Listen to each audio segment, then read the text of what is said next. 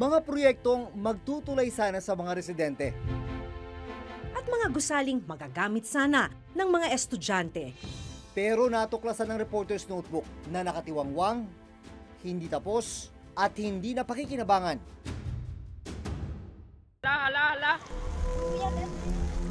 Sa kabila ng malakas na agos ng tubig sa ilog na ito. Balunan nyo, ha? Buong tapang itong tinatawid ng ilang residente at estudyante ng Barangay San Gregorio sa bayan ng Lambunao sa Iloilo. May tulay naman sa tabi ng ilog, pero ang problema, hindi na dito dumadaan ng tubig. Ang masaklap, 10 taon na ang nakararaan mula ng simulan nito, pero hanggang ngayon, hindi pa rin ito tapos at hindi pa rin nagagamit ng mga residente. Nakilala namin noon ang grade 8 student na si Jaril Ligada. Delikado maglakad dito. Wala kang flashlight. Pag tag-ulan, mas mahirap, mas mabagal. Mas mahirap po.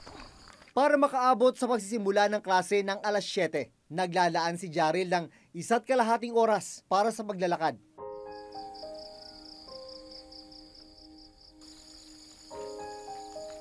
Maliban sa lubak sa kalsada, isang nakatenggang tulay ang aming nadaanan.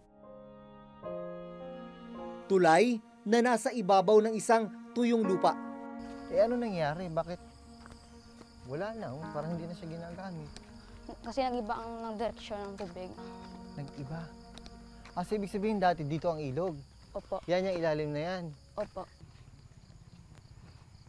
Hindi rin siya tapos pala. Ibig sabihin nung dati tinatawid nyo dito sa kawayan. Opo. Ano yung experience mo dati dito sa kawayan na to? Minsan po natatakot kasi parang dali na siyang masira.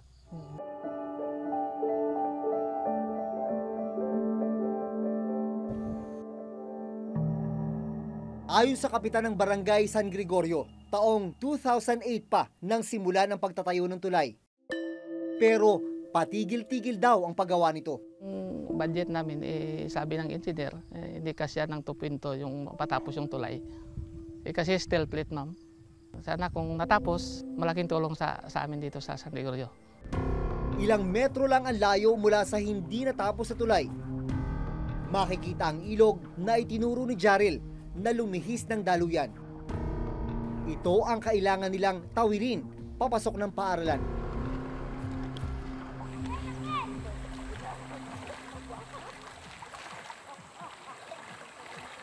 Pero dumarating sa punto ba na hindi kayo nakakapasok dahil sobrang laki ng tubig dito sa ilog? Opo.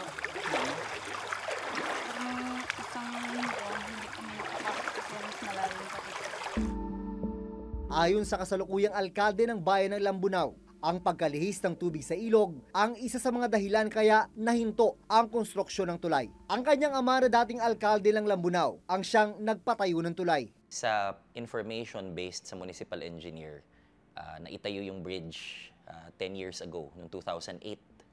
Pero it was never finished. Tapos noong 2008 din, nung dumating yung bagyong Frank, yung direction ng ilog nagbago. So, andun na siya ngayon sa tabi ng original na bridge. Kaya, in part, it rendered the original bridge useless. Inalam namin kung magkano ang ginastos para sa pagtatayo ng nakatenggang tulay sa San Gregorio. Pero sa text message na aming natanggap mula sa alkalde ng Lambunao, hindi pa mahanap ang lumang file ng tulay. Gayunman, nakuha namin sa munisipyo ang Statement of Expenditures na nagpapakitang naglabas ng 2 million pesos para sa rehabilitasyon ng tulay noong 2015. Pero malinaw, hindi pa rin ito natapos. Noong Enero, naglaan ng pondong 600,000 pesos ang probinsya para sa pagpapatuloy ng konstruksyon ng tulay. Posible raw kasi na muli itong maging daluyan ng ilog. 2 proyekto pa ang nakaplanong itayo sa ibabaw ng ilog sa San Gregorio, patawid sa kabilang barangay ng Kaningwan. They requested for the construction of a hanging bridge. And then they have another option, the overflow project. No? These are put in different locations, not in the same spot.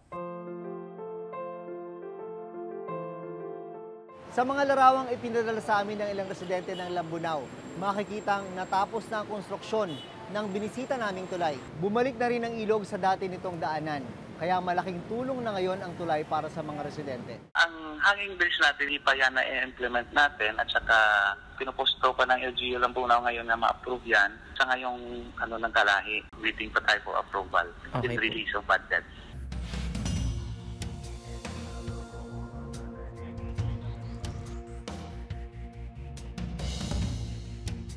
Ito ang Katarman Bridge sa Samar. Kung makikita nyo naman, sobrang makipot para sa isang two-lane bridge. Kaya ang proyekto ay bridge widening, luluwagan. Ang problema, noong 2015 pa ito sinimulan, hanggang sa ngayon hindi pa natatapos. Ang Department of Public Works and Highways o DPWH Region 8 ang implementing agency ng Katarman Bridge. Ayon sa Physical Status Report ng DPWH Region 8, September 16, 2015 nang sinimulan ang proyekto. Ang target completion dapat ay noon pang June 22, 2017. Pero nang aming puntahan noong March 2018, nasa 47.30% ang actual accomplishment sa paggawa ng tulay. Ayon dito sa dokumento mula sa DPWH, ang contract amount ng proyektong ito ay mahigit 140 million pesos. Tapos, sinasabi rin dito na yung actual accomplishment ay halos 50% na. Ibig sabihin, dapat kalahati nitong proyekto tapos na. Ganito po bang itsura nung halos 50% na natapos? Hindi po. Tuloy-tuloy naman ang trabaho namin kasi ang trabaho namin sa ilalim lang pa. Wala pa sa ibabaw. Pag natapos yung ilalim, dahil 5 butas na lang naman ito, sa taas na kami. Sa status report na nakuha namin noon sa DPWH Region 8, nakasaad na humiling ng karagdagang 120 calendar days ang kontraktor para matapos ang tulay. Ang dahilan nila ay ang obstruction of utilities, partikular ng water pipelines na nakakabit sa tulay. Sa kasalukuyan, nadaraanan na ng mga sasakyan ang Katarman Bridge pero hindi pa rin ito tapos. 3 taon nang delayed ito sa original completion date na September 2015.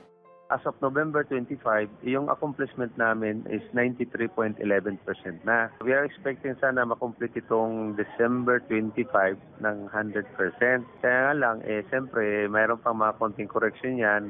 Baka umabot pa ito ng January, until January 25.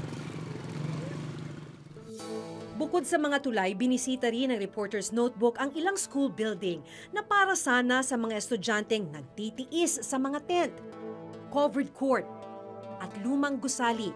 Pero natuklasan naming nakatenga at hindi tapos. Naabutan naming nagkaklase sa isang covered court ang ilang estudyante mula sa grade 7 hanggang grade 11 ng Mondragon Agro-Industrial High School sa Northern Samar. Minsan dito, mahirap dito pag pinapasok. Pag maulan, lumilipat kami, minsan hindi. Saan ka nahihirapan sa sitwasyon niyo sa klase niyo dito? Sa pagre-recite. Hindi kayo nagkakarinigan? Hindi na, lumalapit kami. Lumapit kami kami. Bakit pursigidong-pursigido ka na pumasok sa eskwela? Kasi mabot lang ang pangarap namin na maging sundalo at makatulong sa pamilya. Ramdam din ng mga guro gaya ni Teacher Maricar ang hirap ng kakulangan sa silid-aralan. Kahit po sila mismo, nahihirapan Oo, nahihirapan po. Lalong-lalo na po pag umuulan. Kasi nga, tumutulo. Dahil butas-butas na yung yero. Tapos, maingay. Parang mahirap kung marinig kung ano yung itinuturo mo, lalo na po yung mga bata na nasa likod, hindi conducive for learning para po sa akin. Kung tutuusin, 2 gusali na may 24 na bagong silid-aralan ang dapat nakatayo ngayon sa Mondragon Agro-Industrial High School. Dito, sana, 12 classrooms ang pinakikinabangan ng mga estudyante. Yun nga lang, noong nakaraang taon, tuluyan nang inabandona yung paggawa sa school building na ito. At ito na lamang ang naiwan, mga talahib, halaman, at kinakalawang na bakal. Ang isa pang gusali, nasa 2nd palapag na ang paggawa pero mga poste at ilang pader pa lang ang nakatayo. Sa dokumentong ito mula sa DPWH Northern Samar District 1, 27.8 million pesos ang contract amount para sa dalawang gusali. Sinimula ng proyekto noong May 10, 2017 at may target completion date na February 10, 2018. Donasyon ng mga pribadong grupo ang school building na ito. Pagkatapos daw ng 3 buwan na konstruksyon ay napakinabangan na ng mga estudyante simula noong October 2017. Pero itong government project na ito na nauna pang simulan ang konstruksyon ay hanggang sa ngayon nakatiwangwang, abandonado at hindi napakikinabangan ng mga estudyante. Muling nagpaunlak ng panayam si Engineer Ruel Umali. During my time kasi to, ongoing to, kaya lang po slow moving. Nag-expired to ng February para na-extend yung kanyang kontrata. So, yun ang malimit nilang dyan, weather condition or minsan due to lack of materials, gawa ng minsan walang mabili silang materials doon. Dito pa nanggagaling sa Manila. Sa dokumentong ito mula sa DPWH, umabot na sa 11.5 million pesos ng kabuang pondo ang na-disburse na pera sa kontraktor.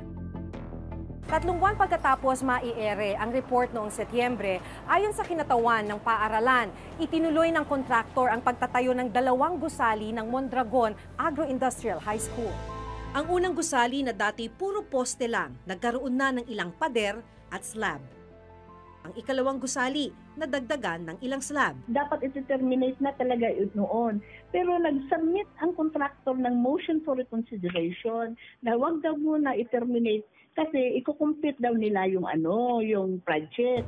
Sa dokumentong ito mula sa DPWH Northern Samar, as of September 25, 79.60% completed na ang proyekto. Pero napag-alaman namin na muling itinigil ang pagtatayo ng mga ito. Tuluyan na kasing tinerminate ng DPWH Northern Samar District 1 ang kontraktor ng proyekto. Sa Enero, muling magsasagawa ng bidding para sa kontraktor na magtutuloy ng proyekto. Kaya ang mga estudyante at guro, tila mahaba-haba pa ang pagtitiis. Ang tanong, ano ang mangyayari sa pondong naibigay na sa orihinal na kontraktor ng proyekto? Kasi nangyari yan sa opisina, nakakuha ng advance payment, pwede i-deduct nila yan sa ibang sa project nila, kung saan man meron silang project.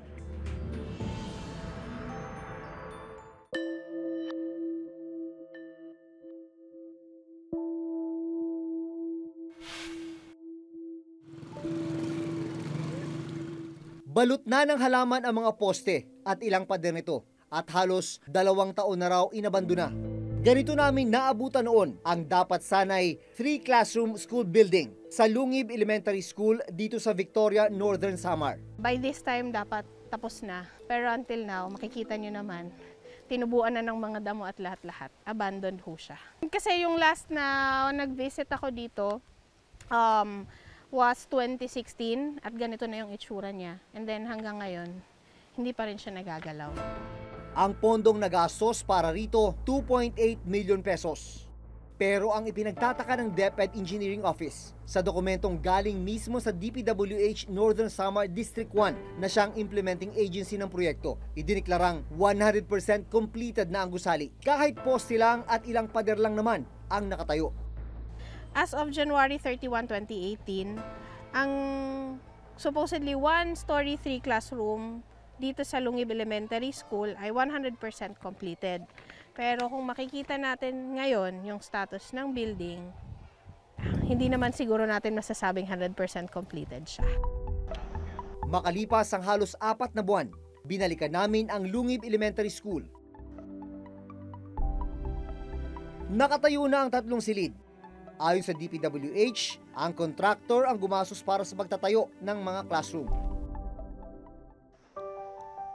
Conducive for learning na ito kasi napakalaki at napakaluwang. Kisame na lang ang kulang pero napinturahan na ang mga silid-aralan at ngayon ay nagagamit na ng mga grade 4, 5 at grade 6 students.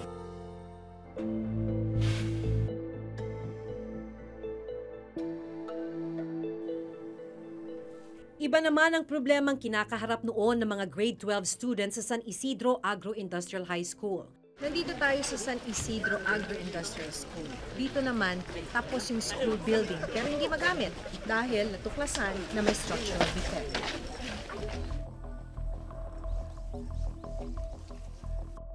Yung para na siyang, ano ma'am, para siyang nag-sink. Uy! Ganun ba katindi dito, sir? Is that what you meant? Yan yung mga circular, oh. Andyan. We need an investigation para makita talaga natin kung ano ang cause ng vibration. Baka mahina ang reinforcement niya. So, At yun pag ang fear mahina ang natin. reinforcement? At pag mahina ang reinforcement, may possibility na bumigay siya. Bumigay yung sahig. And that is the reason na ayaw niya siyang paggamit muna. Ayaw muna, opo.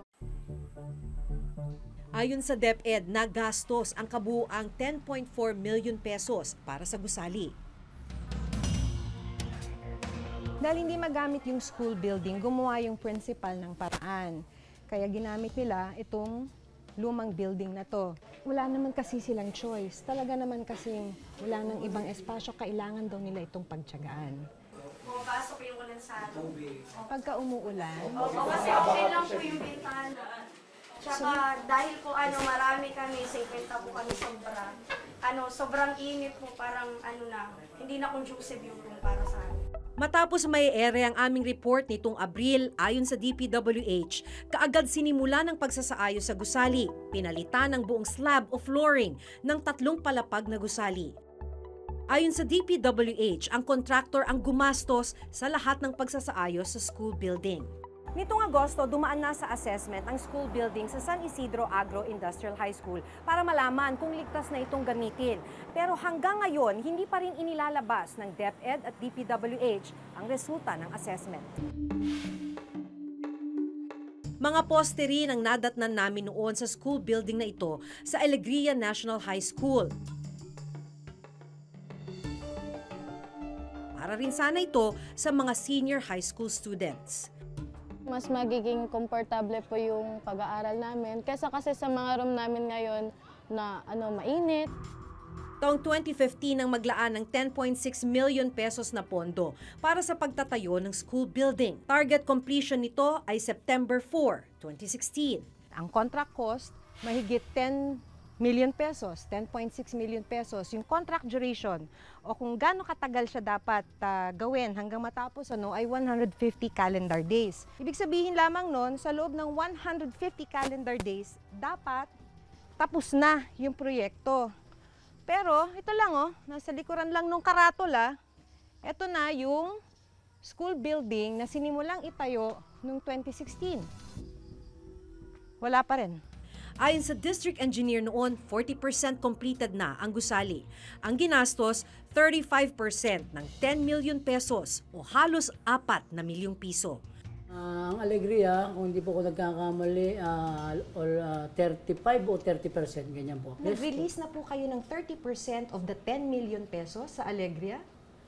Nakita nyo na ho ba na ilang poste pa lang ang nakatayo ron? Binalidate naman po namin yan bago okay naman po yung sa tingin naman po namin, sa validation namin, hindi naman po nag-go-over yung payments namin.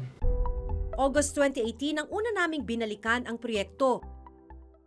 May ilan mang naitayong bahagi nito, hindi pa rin ito tapos. Sa pagbabalik namin itong Desyembre sa Alegria High School, hindi pa rin tapos ang school building. Pero ayon sa DPWH, 64% completed na ito. Sakop pa rin daw ito ng original budget na 10.6 million pesos. Inaasahang matatapos ang gusali ngayong December 2018. Kaya ang mga senior high school student, wala pa ring magamit na bagong silid-aralan. Tingin namin hindi pa matatapos by December 31, ang opisina mag-ano na ng contract termination.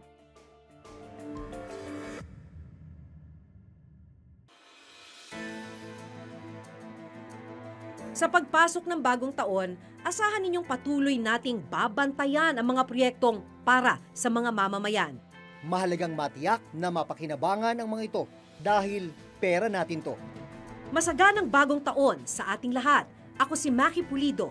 Ako si Jun Veneracion at ito ang nakatala sa aming Reporter's Notebook.